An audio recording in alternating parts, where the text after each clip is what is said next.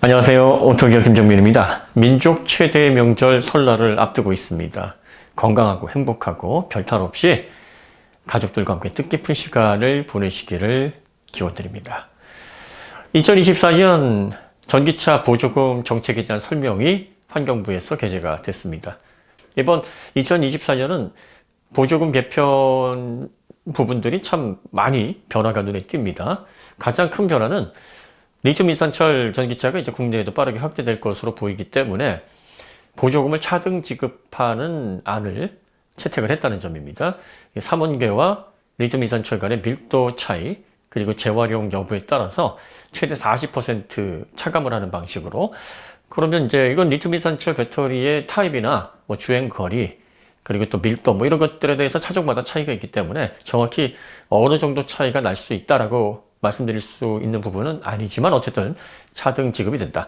그리고 성능 보조금 관련해서 줄어들긴 하지만 그 외에 편의시설이라든지 주행거리 또 충전 인프라 AS 관련해서 늘어나는 보조금 지원 부분들이 있어서 전체적으로는 680만 원에서 650만 원으로 최대 보조금이 30만 원 정도가 줄어드는 그런 개편안을 골자로 하고 있습니다. 많은 분들이 야 이거 현대기아 밀어주기 아니냐 뭐 이렇게 생각하시는 분들도 계시고요.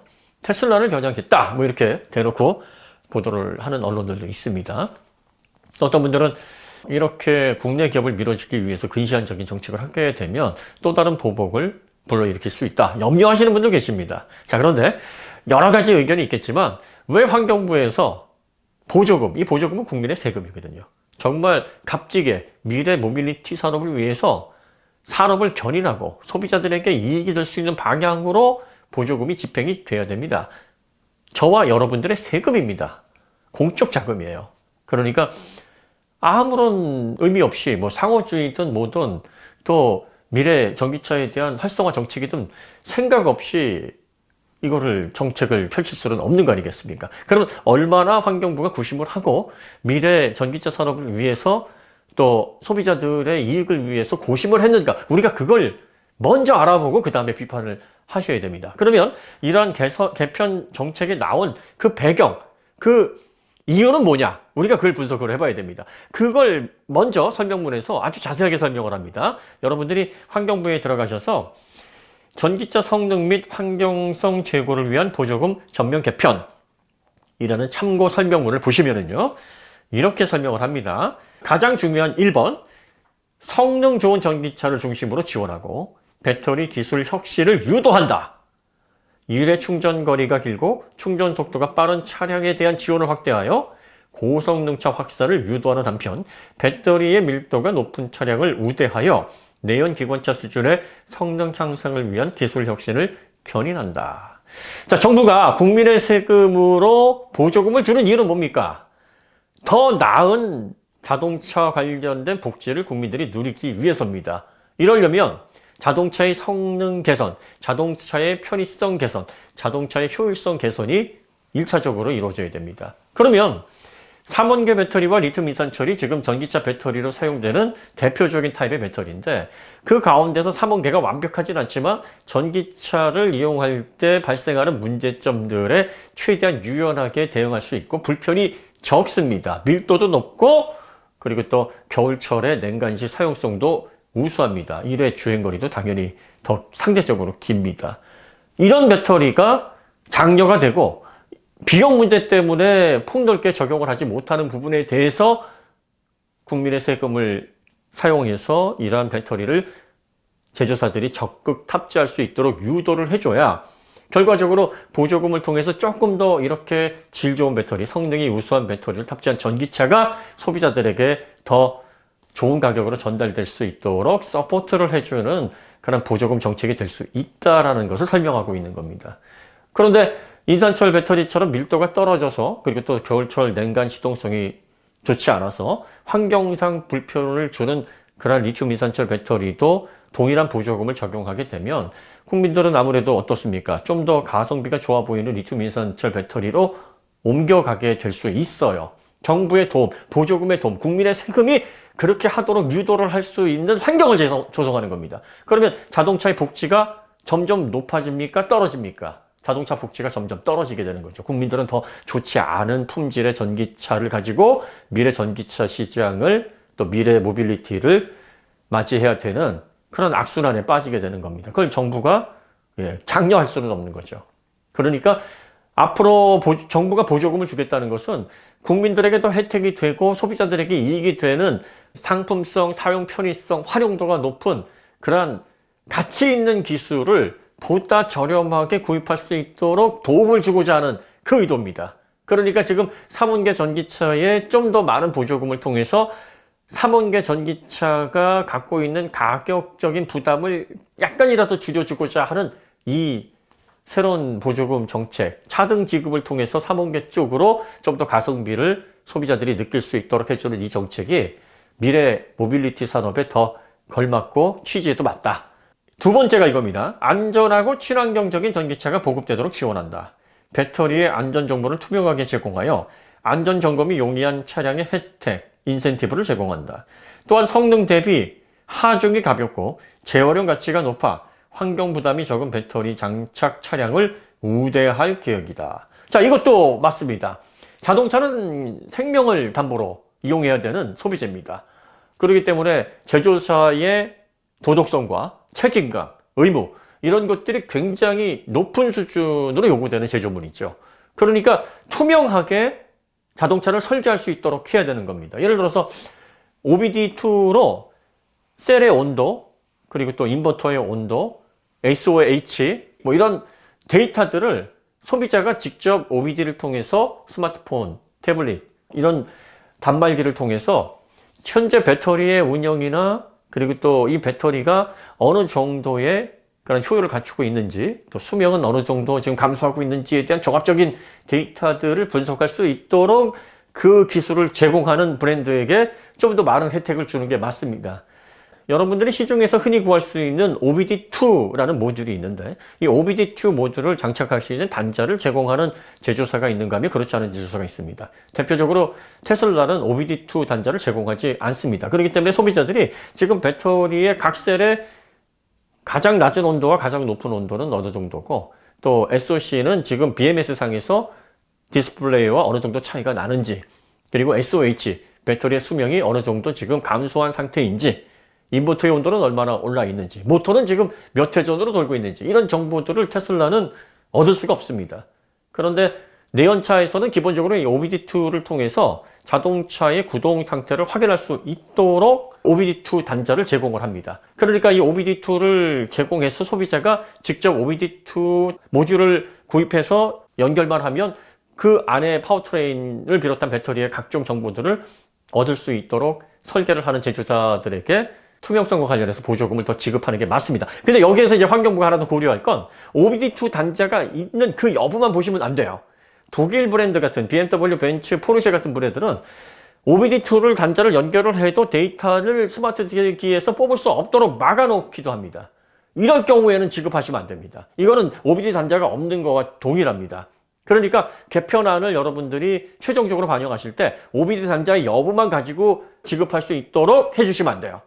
OBD 단자를 통해서 데이터가 스마트 기기에 그게 송출이 되는지 그걸 보셔야 됩니다. 블루투스로 연결해서 각 파워트레인이나 또 전자 제어 기기 간의 그런 동작을 데이터로 확인할 수 있는 그 브랜드를 지원하는 차원에서 확실하게 확인을 하셔야 됩니다.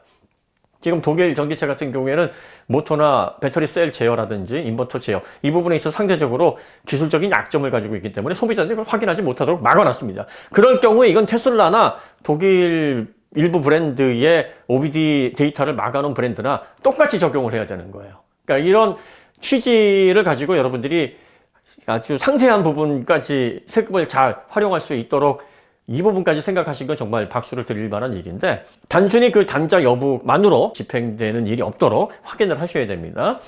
자, 그 다음에 성능 대비 하중이 가볍고 재활용 가치가 높아. 이 부분이 또 굉장히 중요합니다. 전기차의 하중이 높아지게 되면 여러 가지 문제점들을 발생시킬 수 있습니다. 일단 안전상 좋지 않아요. 관성 모멘트가 증가를 하게 되면 빠르게 달렸을 때 뭐 제동을 하거나 방향 전환을 하거나 이럴 때 이 관성 모멘트 물리적인 법칙에 따라서 위험도가 더 증가를 할 수 있기 때문에 경량화 이 부분에 초점을 또 두셔야 됩니다. 얼마나 경량화가 잘 돼 있는가. 물론 충돌 테스트를 다 무시하고 무조건 가볍게 만들면 안 되겠지만 여러분들이 그걸 걱정하지 않으셔도 되는 게 자동차 충돌 테스트는 이제 거의 다 의무화가 되어 있기 때문에 그걸 무시하고 막 가볍게 만들거나 그러지는 않으니까 거기까지 연결해서 뭐 그러면 무조건 가볍게 만들면 뭐 주면 된다는 얘기냐, 여기까지 뭐 의심을 하거나 걱정을 하지 않으셔도 되는 거죠. 자, 그 다음에 재활용. 이건 미래 모빌리티가 전기차로 가야 되는 당위성에 해당되는 부분입니다. 환경을 지키자. 그리고 더 이상 지구를 병들게 하지 말자. 우리 후손들에게는 건강하고 지속 가능한 그런 발전을 이룰 수 있는 우리의 보금자리를 지키자. 이거가 이제 전기차로 가고자 하는 가장 강력한 의지인데 재활용이 안 된다? 이건 정말 심각한 문제입니다. 재활용이 안 되는 게 아니라 재활용 가치가 없어서 재활용을 하는 업체가 많지 않거나 거의 없을 것이다 라는 게 문제예요. 그리고 리튬 이산철이 다시 한번 말씀드리지만 수명이 삼원기에 비해서 2배, 3배 그렇게 나오지 않아요. 전기차에 사용했을 경우에는 절대로 그렇게 나오지 않습니다. 확인되지도 않고 단순히 일시 이하에서 파워뱅크나 ESS에서 사용했던 그 데이터만으로 전기차에서 순간 부하가 2시 이상, 3시, 4시까지도 걸리는 이러한 환경에서 사용했을 때 리튬 이산철은 절대로 리튬 이산철의 수명과 화재가 나지 않는 안정성을 전기차에까지 적용할 수가 없다라는 거 여러분들이 꼭 기억하셔야 됩니다. 누차 말씀드리지만 100kg 밖에 못 드는 그런 사람이 80, 90, 100 이렇게 계속 들다가는 부상 입을 확률이 높습니다. 40, 50 절반 정도 수준에서 계속 부상 위험을 줄여낼 수 있는 그런 환경에서 바벨을 들어야 됩니다. 100kg 이상의 하중을 들으려면 150, 200까지 드러낼 수 있는 그러한 포텐셜이 신체에 갖춰져 있어야 부상을 거의 염려하지 않을 수 있습니다. 밀도가 높다라는 것. 다시 말해서 이 출력 밀도는 안전 마진과 직결이 되어 있는 겁니다. 출력 밀도가 높아야 화재 위험성, 수명 이런 부분에 있어서 전기차에서도 믿고 사용할 수가 있다라는 점 여러분들이 꼭 기억하시고, 리튬 이산철은 중국에서는 지금 10년 이상 사용했지만 그 데이터들이 솔직하게 오픈이 되어 있지 않고 그 외에 데이터를 확인할 수 있고 투명하게 우리가 참고할 수 있는 그 외 지역은 이제 3년이 채 안 됐습니다. 2년 조금 넘은 그런 정도의 운행 테스트 기간밖에는 우리가 확인할 수 있는 데이터들이 없습니다. 그러니까 적어도 한 세대가 지나서 2세대는 돌아가야 리튬 이산철이 전기차에서 어느 정도의 SOH를 가질 수 있을까에 대한 확신을 얻을 수 있는데 그게 없다는 얘기니까 여러분들이 단순히 파워뱅크나 ESS 쓰는 정보 그것만 가지고 판단하시면 안 된다. 그 다음에 이제 서비스 센터도 서울, 경기, 인천, 강원권, 충청권, 영남권, 호남권, 제주. 반드시 직영센터가 아니더라도 제작 수입사가 정비 인력, 전문 교육을 직접 실시하는 경우 직영 운영에 준한다고 간주한다. 그러니까 반드시 이 전국 팔도에 서비스 센터가 다 갖춰져 있어야 되는 것만은 아니니까 아니 이거 뭐 현대기아 무조건 밀어주는 거 아니냐 이렇게 생각하실 게 아니라 다른 브랜드들도 전기차를 통해서 대한민국 시장에서 적절하게 지원받고 전기차를 판매하게 되면 적어도 각 지역마다 직영에 해당하는 그에 준하는 서비스 센터를 개설을 해야 될 의무가 있다. 투자해라. 이 투자를 장려해야 됩니다. 아니 대한민국 시장에서 전기차를 팔고 대한민국 국민들에게 자신들의 기술이 담겨져 있는 자동차에 몸을 싣고 다니라고 하는데 이런 편의성을 제공하지 않고 차를 팔겠다고 하는 건 똥배짱이죠. 그러니까 그렇게 하면 지원해주고 안 해주면 지원 안 해줄게. 이건 너무나 당연한 정책입니다. 지금까지 그렇게 안 했던 게 답답한 거예요. 그만큼 대한민국이 공명정대 그리고 또 뭐 상호주의 이런 면에 있어서 병적으로 진짜 공평하게 해야 되지 않느냐 이렇게 해왔던 건데 다른 나라들은 여러분들 보실 것도 없어요. 다 그렇게 합니다. 그러니까 우리나라는 이런 부분에 있어서 정말 해외 기업에 대한 차별을 안 하려고 노력을 많이 했는데 이제 더 이상 그렇게 하게 되면 이제 국민의 편의성과 복지를 해치는 게 됩니다. 그런 제조사들에게 세금을 조금이라도 지원하는 건 있을 수가 없죠. 자, 그 다음에 제작사 충전 기반 확충 시 지급되는 인센티브 규모는 최대 40만 원. 충전기를 직접 설치를 하는 개수에 따라서 요게 차등적으로 40만 원까지 지원이 된다. 자, 그 다음에 이제 보조금이 전액 지원되는 차량 가격 기준을 작년까지는 이제 5,700만 원 미만이었는데 올해는 5,500만 원 미만으로 이제 200만 원이 낮아지게 됩니다. 내년 2025년에는 5,300만 원으로 또 200만 원을 낮춰서 단계별로 이제 보조금을 축소하고 대중화가 되면 이제 보조금은 없어지면서 자, 그 다음에 이제 전기 승합, 전기버스죠. 일회 충전거리 500km 이상의 성능을 유지한 차량에 대해 500만 원을 추가 지원하고 배터리 안전보조금 지급 규모를 당초 300만 원에서 1000만 원으로 확대하는 한편 지급 요건을 강화한다. 국내 공인시험기관에서 구동축 전지 안정성 시험 통과, 당초 기준 플러스 OBD2 탑재, 충전 중 무선통신 또는 충전 커넥터를 통해 배터리 정보 제공. 굉장히 중요한 항목이에요. 그러니까 이런 배터리의 안정성을 투명하게 확인할 수 있고 데이터를 제공하지 않는 경우 보조금을 크게 축소를 시켜서 그런 제조사들이 더 이상 국민의 세금으로 인한 보조금 혜택을 받을 수 없도록 정부에서 강력하게 지금 차등 제한을 두고 있는 건데 이거는 정말 국민의 세금 이렇게 써야 됩니다. 또 전기 승합차 제작사가 최소 9년에 90만 킬로 보증을 통한 이행 보증 보험 미가입 시 보조금 80% 차감한다.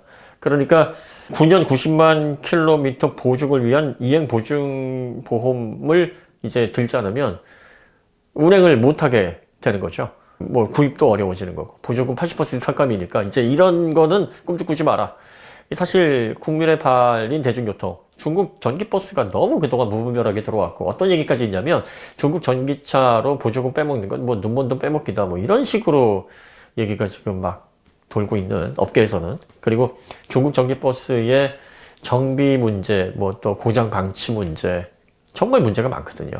그러니까 이렇게 진작에 이러한 제한을 통해서 차등 지원을 해서 안전하고 보다 믿을 수 있을 만한 그런 운송용 전기버스가 대주가 되도록 유도를 했었어야 되는데 이건 좀 늦은 감이 좀 있습니다. 네, 좀 아쉬움이 많죠. 자, 그 다음에 어린이 통학용 전기 승합차 구매 시 추가 지원 수준을 높일 계획이다. 예, 요것도 좋은 방향이죠. 그 다음에 이제 전기 화물 성능 보조금 단가를 100만 원 감액하고 성능에 따른 차등 폭은 확대해서 성능 향상 효과는 높인다. 전기 화물 특히 이게 가격에 민감하기 때문에 이 성능 부분 특히 배터리의 뭐 충전 속도라든지 이런 부분에 있어서 너무나 불편이 많습니다. 그러니까 전기차의 주행거리 특히 주행거리가 짧으니까 매일매일 주행거리가 막 150, 200 이렇게 달려야 되는 상용 화물차 이 전기 화물에서 이 주행거리 문제 때문에 충전기를 점유하는 문제가 얼마나 심각합니까? 그러니까 이 부분에 있어서 차등 적용을 해서 앞으로는 제작사가 아예 포토 EV나 본고 EV 장거리에서는 엄청난 불편을 초래하는 전기차를 아예 못 만들게 해야 됩니다. 보조금이 줄어들고 가성비가 없어지면 제조사도 만들어낼 수 없어요. 충전 속도가 90kW 미만인 소형 전기 화물에 대해서는 보조금 50만 원을 삭감하는 충전 차등 기준을 도입한다. 이것도 좀 불만스러운 게 150kW로 이거를 상향 조정해야 되고 보조금도 한 200만 원 정도 차감을 해야 됩니다. 그래야 전기 화물이 진짜 충전 속도가 빨라야 되거든요. 좀 불만스러운 부분 중에 하나긴 한데 뭐 앞으로 2025년, 2026년 강화하겠죠. 이거는 내년에 한 150kW로 높이고 지원 차등도 한 100만 원 정도로 그리고 2026년도에선 200만 원으로 막 차이를 벌려야 됩니다. 이렇게 해야 전기 화물의 빠른 충전을 통해서 회전율을 높일 수 있어요. 이 전기 화물의 회전율이 떨어지게 되면 진짜 충전 대란 이것 때문에 일어날 수 있거든요. 그래서 충전 속도가 정말 느리거나 그리고 또 주행거리, 에너지 밀도 자체가 확보가 되지 않아서 주행거리가 200km대의 이런 전기 화물들은 아예 보조금을 막 절반 이하의 수준으로 낮춰서 소비자들이 아예 이런 것들을 사고 싶어 하지도 않는 가성비 자체를 아예 망가뜨려 버려야 제조사들이 전기 화물의 그런 성능 활용도 그리고 또 회전율 뭐 이런 것들을 높이기 위해서 비용을 씁니다. 정말 이거는 강화해야 됩니다. 그 다음에 이제 택배용으로 전기 화물차 구매 시 국비 보조금 10% 추가 지원한다. 잘 하시는 거예요. 이 택배용은 이제 주택가 쪽에 시동을 걸어놓고 일을 하는 경우가 많은데 이렇게 되면 정말 주변의 환경에 문제가 큽니다. 전기 화물로 택배를 이용하도록 장려를 하는 거 잘 하시는 거고요. 그 다음에 경유 화물차 보유자가 전기 화물차를 구매하는 경우 기존 경유 화물차 폐차 미이행 시 성능 보조금 50만 원을 차감한다. 폐차 이행 시에는 50만 원을 추가 지원하는데 노후 경유차 폐차로 조기 폐차 지원금을 이미 수령한 자에 대해서는 20만 원만 추가 지원한다. 네, 그러니까 이제 내연차 화물차를 계속 전기 화물차로 유도하기 위한 정책인 거죠. 자, 이렇게 해서 2월 15일까지 보조금 개편안 내용에 대한 의견을 수렴하고 보조금 산정에 필요한 증빙 서류를 취합할 예정이다. 그래서 그 이후에 발표해서 적용한다. 뭐 구체적인 그런 흐름은 아마 여기에서 크게 변동될 것 같지 않습니다. 이제 요약하면 한마디로 기술을 통해서 소비자들에게, 국민들에게 혜택을 주고 모빌리티에 대한 복지를 높일 수 있는 그런 기술 개혁을 하는 브랜드, 또 그런 소재, 그런 배터리. 그래서 사람들이 정말 이 내연차에서 전기차로 넘어갈 때 좀 더 편안하게 환경 제약 안 받고 편리하게 이용할 수 있는 전기차를 만들어주는 제조사에게 보조금 더 주겠다는 겁니다.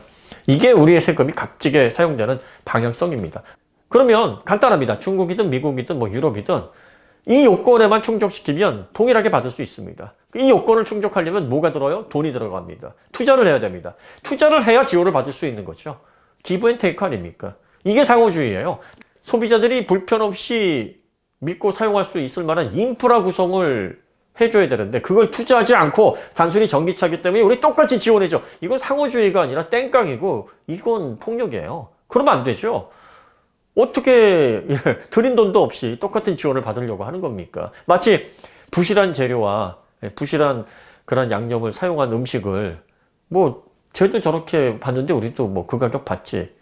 우리도 그럴 권리 있어라고 주장하는 거와 똑같습니다. 그러니까 여러분들이 현대 기아에 유리하도록 정책을 펼친다가 아니라 지금 현대 기아가 미래 모빌리티 방향성에 있어서 국민들에게 그런 혜택을 줄 수 있고 또 앞으로 전기차로 전환했을 때 최대한 환경적인 요건에서 불편이 덜하도록 그런 인프라를 갖추고 있기 때문에 이런 지원을 받을 만한 자격이 되는 거고 다른 브랜드가 대한민국 땅에서 그런 지원을 받으려면 현대 기아가 지금 하고 있는 그 수준에 준하도록 인프라 확충하고 또 관련된 전기차 기술, 배터리 품질 높여야 됩니다. 그러면 동일하게 주겠다는 거예요. 얼마나 국민들에게 혜택이 돌아갈 수 있도록 그리고 또 상호주의 원칙에 위배되지 않도록 아주 균형 잡힌 정책을 지금 만들어내신 겁니다. 그리고 저는 오히려 이게 늦었다고 봐요.